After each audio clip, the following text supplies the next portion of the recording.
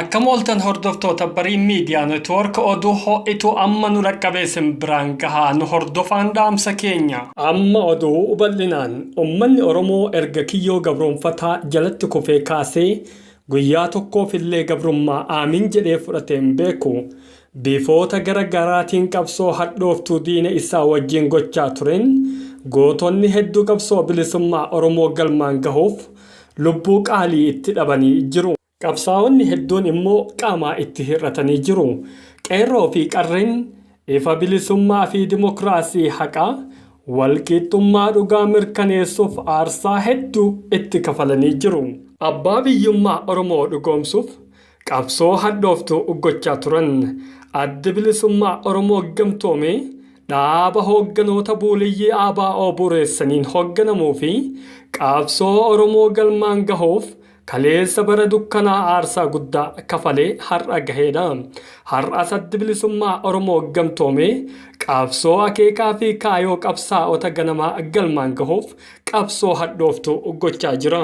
Akkuma yeroo darbee sochii qabsoo bilisummaa Oromoo adda bilisummaa Oromoo gamtoomeen godhamaa jiru isin biraan gahuun koo beekamaadha. Akkasumas adda bilisummaa Oromoo gamtoome caasaalee isaa kutaalee Oromiyaa mara keessatti diriirsuu fi akkasumas caasaa isaa akeekaa fi kaayoo isaa barsiisaa jiraachuun isaa ibsameera. Adda bilisummaa Oromoo gamtoome godina Baalee magaalaa Gindhiirittis waajjira isaa banachuun isaa ni yaadatama. Hanga uummanni Oromoo mirga hiree murteeffannaa isaa goonfatutti adda bilisummaa Oromoo gamtoome qabsoo bilisummaa Oromoo cimsee akka itti fufus beeksisee jira. Oromoo galma gahuuf tokkummaan ilmaan Oromootii fi dhaabbilee siyaasaa Oromoo fardii ta'us ibsameera. Addi bilisummaa Oromoo caasaalee isaa uummata Oromoo keessa diriirsuudhaan waxabajjii 17 bara 2020 godina Arsii magaalaa Asallatti bakka hayya dureen adda bilisummaa Oromoo gamtoome jaal abbaa nagahaa jaarraa miseensota buuliyyee ABO gamtoome jaal Taaddalaa Wiirtuu fi jaal Bobbaasaa Gadaa argamanitti akkasumas deeggartoonni adda bilisummaa Oromoo argamanitti waajjira isaa banachuun isaa ifoomee jira. Oduu yeroo kanaaf qabnus kanuma waan hordoftaniif galatoomaa oduu birootiin hanga walitti deebinutti nagaan tura.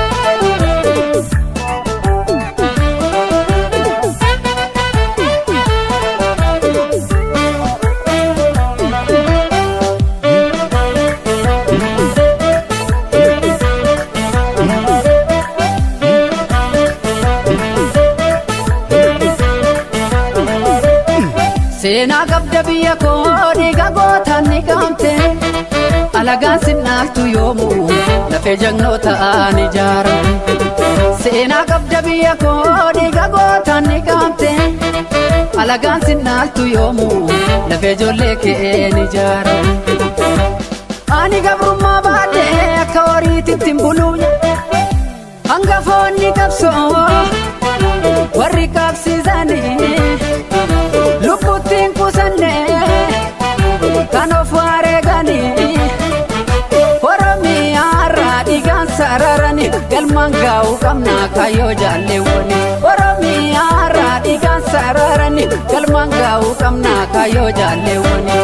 Jeneraal Taaddee Birruu kees guddinaa tumsa kaabbadaa buzuna shiif alamuu qixxeessa mul'ataa faayisoof kan akka baaroo tumsa Hayilee Fidaa fi Jaarraa Abbaa Gadaa Amiin Abdul Fattaaf Taasfaa Huncaa Madaa Mutamaa Hawaasiif Jaalmaa Garsaa Baree Hajii Adamsaa Doof kan akka Useen Bunee Nadhii Gammadaa fi kan akka Boruu Dinnee goota kanaa damne mee akka miiramne walii galuun ni beediinaaf garaasa.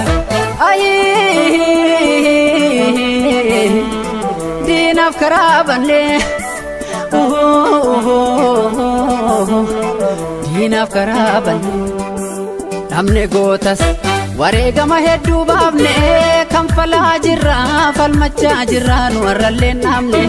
Waadaa seennees nuti galmaan keenya saba keenyaaf lubbuun baatus lafeen boba'us qabsicha galmaan keenya. Lubbuun baatus lafeen boba'us qabsicha galmaan keenya. namne gootas wareegama hedduu baafne kan falaa jirra falmachaa jirra nu warralleen dhaamne waadaa seennees nuti galmaan keenya saba keenyaaf lubbuun baatus lafeen boba'us qabsicha galmaan keenya lubbuun baatus lafeen boba'us qabsicha galmaan keenya.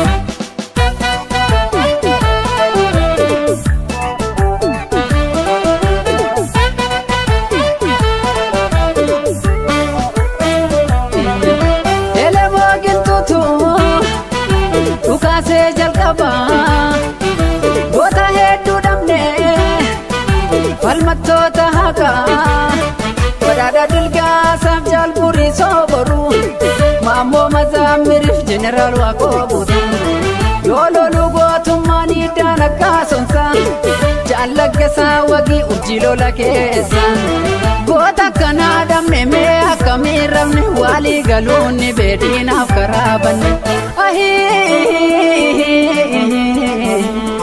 diinaaf karaa banne